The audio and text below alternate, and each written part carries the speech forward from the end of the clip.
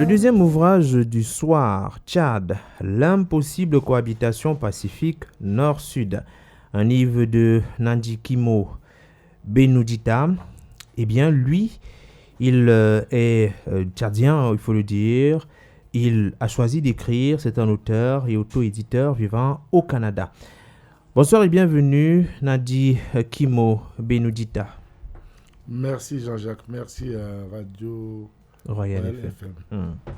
C'est un plaisir de vous accueillir pour parler d'un sujet aussi important.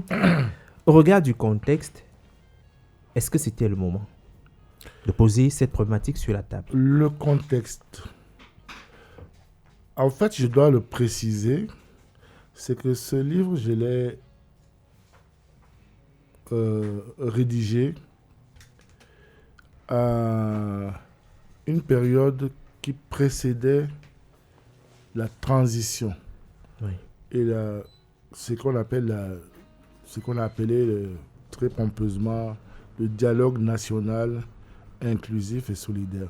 Et je l'ai écrit sur la demande, la sollicitation d'un ami à moi qui s'appelle Kulsi Lamko, Oui.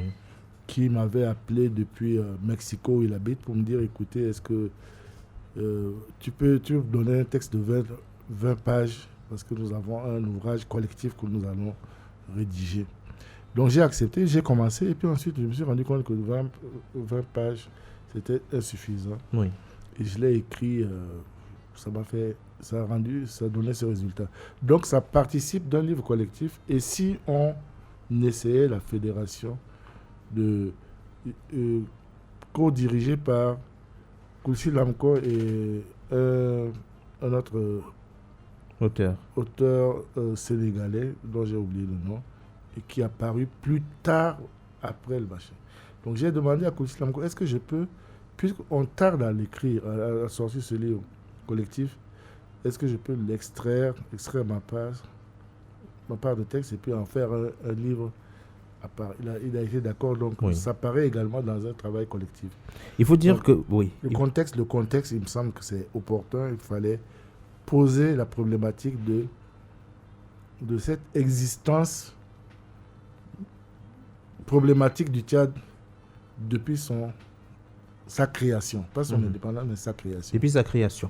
Alors, vous faites déjà savoir dans votre livre qu'il est possible d'envisager l'existence de deux Tchads parce que sur plusieurs aspects, il y a des différences. D'abord sur le plan géographique, sur le plan culturel et confessionnel. Le nord et le sud, notamment, pourraient faire deux États. Le nord et le sud, c'est une notion complètement arbitraire et instrumentalisée par les politiques parce que il y a des imbrications telles que il n'y a pas de réel nord et de sud. Il y a un sud géographique qui existe, un sud culturel qui existe et un qui existe sur un cinquième du territoire. Mais la conception du nord et du sud tchadien dans l'esprit des politiques qui l'ont instrumentalisé, c'est un nord musulman et un sud chrétien. Ce qui est complètement faux parce que dans le sud, il y a des musulmans et dans le nord, il y a aussi des chrétiens. Et nous ne sommes pas un pays de culture ni orientale ni occidentale. Nous sommes un pays noir avec des cultures traditionnelles qui sont essentiellement 200 ethnies bien distinctes qui composent ce pays. Et avec cette adhésion à l'islam ou bien au christianisme. Donc, ce sont deux cultures, deux religions qui sont venues s'ajuster sur nous, sur nos traditions, et qui ont créé une fausse division nord-sud. C'est peut-être ce qui vous fait dire que l'histoire du Tchad est mal maîtrisée ou pas bien racontée. Alors, la véritable histoire du Tchad, peut-on la trouver quelque part ou comment? Donnez-nous quelques éléments quand même. Au-delà de ce que vous venez d'évoquer. Je suis dans une posture et une logique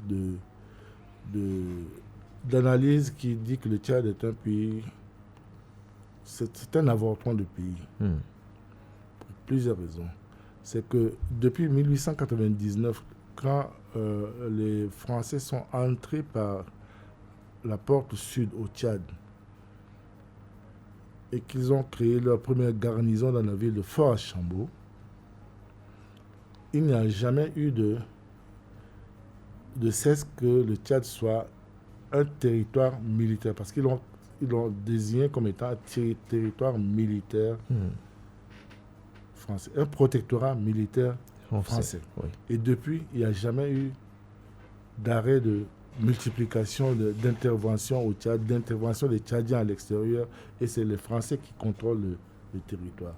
Militairement, ils sont omniprésents.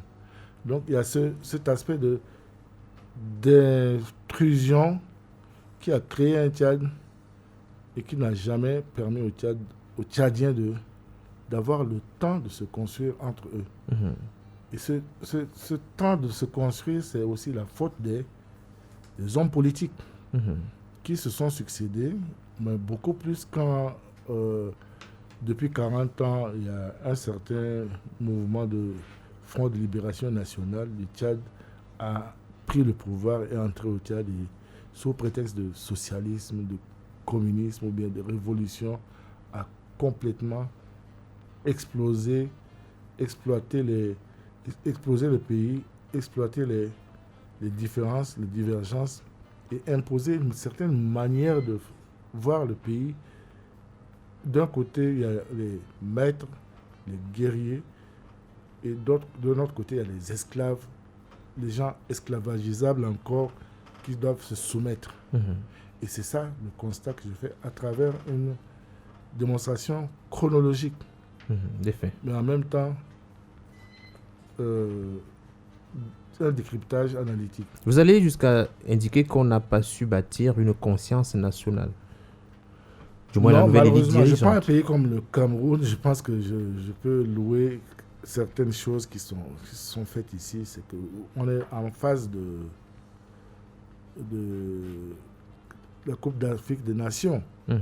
Et on sent que les Camerounais sont tous derrière cet engouement de leur équipe nationale. Oui. Nous n'avons rien qui cimente, que ce soit dans le sport, dans la culture, dans toutes les activités, quelles qu'elles soient, artistiques, rien. Il n'y a pas de musée, il n'y a rien qui amène les Tchadiens à se dire que nous sommes quelque part un peuple qui doit se rapprocher. Il n'y a pas de brassage, il n'y a pas de mouvement de brassage. Il y a plutôt dans chaque ville du Tchad, il y a des quartiers du nord, des quartiers du sud, des comportements. Et puis c'est ça. C'est un microcosme de peuples qui se côtoient sans réellement se connaître. Donc je ne pense pas qu'il y ait possibilité de construction nationale, surtout que les politiques, depuis 40 ans, exacerbent les tensions, décident des textes. Par exemple, vous prenez un mort de chez moi, quelqu'un qui est assassiné ou bien qui est tué, ou bien, il coûte banalement la somme de 250 000 francs pour son cercueil, si encore les autres le connaissent.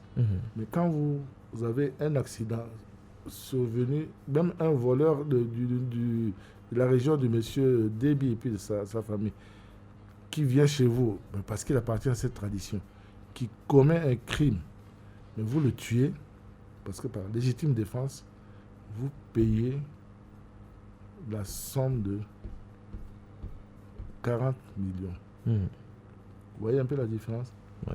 Donc nous sommes dans une situation de discrimination totale, et sans compter les exactions, les persécutions, les discriminations. Et peut-être il faut ajouter que l'instabilité au sommet de l'État et également un pouvoir dirigeant qui a duré une quarantaine d'années n'aura pas non plus facilité la cohabitation entre les Tchadiens. Absolument, absolument. Moi j'ai compté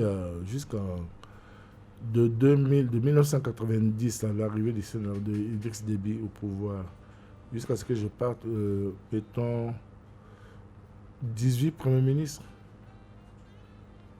18 premiers ministres.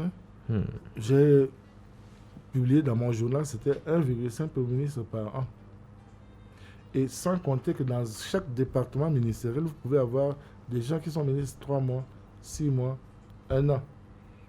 Comment on peut avoir une cohésion, une cohérence dans la gestion, dans la gouvernance, dans l'État, quand autant de personnes Se succèdent sur le même poste en si peu de temps. Voilà, c'est incroyable, c'est un foutoir. Mhm. C'est un foutoir, il n'y a pas mieux que cela. Mhm. Alors finalement, il faut aussi avouer que d'ailleurs les divergences démarrent à partir du 8e siècle, donc avant l'arrivée quand même de la France. Et aujourd'hui, c'est encore pire. Donc je vais dire qu'il y a des difficultés qui sont liées à l'histoire, à la culture. D'ailleurs, les difficultés au niveau de la politique, vous les avez citées. Au regard de la dynamique actuelle, est-ce qu'on s'en va vers une réconciliation? Quelle dynamique, je ne sais pas. Je pense qu'il y a eu une situation formidable avant la mort d'Idriss Déby Itno, le père de Mamadou Déby Kaka, qui est son fils. Il y a un jeune monsieur qui s'appelle Masra Succès qui a mobilisé pour la première fois, qui a été capable de faire une mobilisation alors incroyablement populaire oui, de population, et il a démontré encore récemment quand il est rentré par le biais de cet accord avec la CEAC. Et ce monsieur a une audience très forte, mais pourquoi après Washington, après Paris, il est revenu il est revenu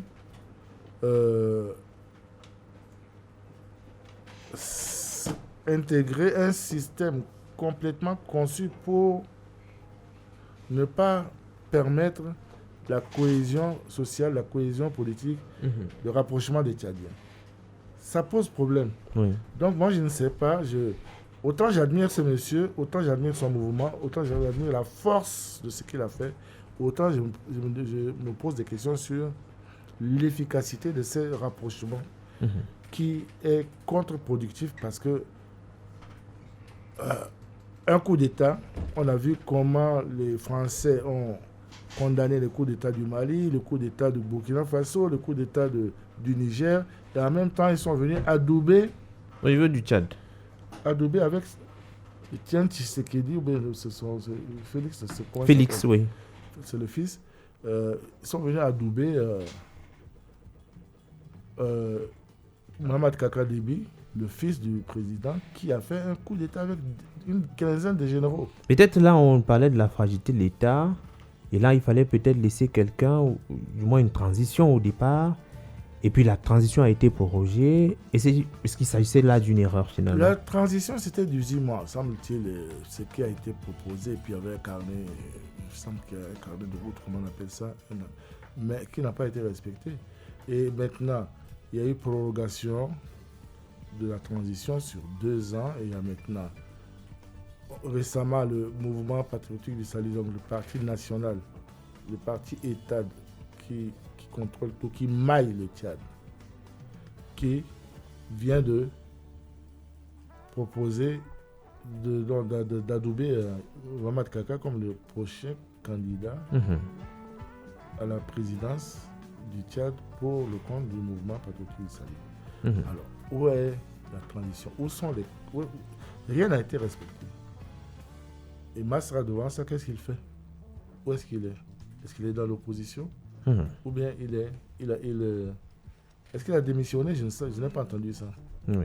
De toute façon, aujourd'hui, on peut se dire que est-ce que la division en 2 États est finalement irréversible? Je pense que les Tchadiens, globalement, souhaitent avoir un État fédéral. Parce que les manquements, les errements et puis la malgouvernance est telle qu'on dit que s'il y a plusieurs États fédéraux à qui on délègue le pouvoir de gérer certains départements, certaines ressources humaines, et puis ça pourrait mettre les gens en compétition pour que ça marche mieux. D'accord. Maintenant, l'éclatement, moi je pense que c'est... Avec la tendance qui se passe, on va vers un éclatement. Donc c'est triste, mais les gens souhaitent la fédération. On a créé le référendum, la fraude massive au cours de ce référendum qui a donné le oui pour un gouvernement centralisé, a donné ce résultat. D'accord. de Tchad Uni. Alors Nadi Kimo Benudita. Il faut dire que votre réflexion, on peut la retrouver dans votre livre. Le livre est quand même disponible également au Cameroun quand même. Oui, c'est également au Cameroun. J'ai distribué ça et je pense que je vais faire une commande de plusieurs exemplaires pour déposer dans les librairies. Et j'espère que les gens qui viendront pour la dédicace de monsieur, mon frère, Mandekor, pourront également avoir votre livre. Alors, merci vraiment d'avoir répondu aux questions du Point littéraire. Merci Jean-Jacques, merci beaucoup. Merci à tout le monde.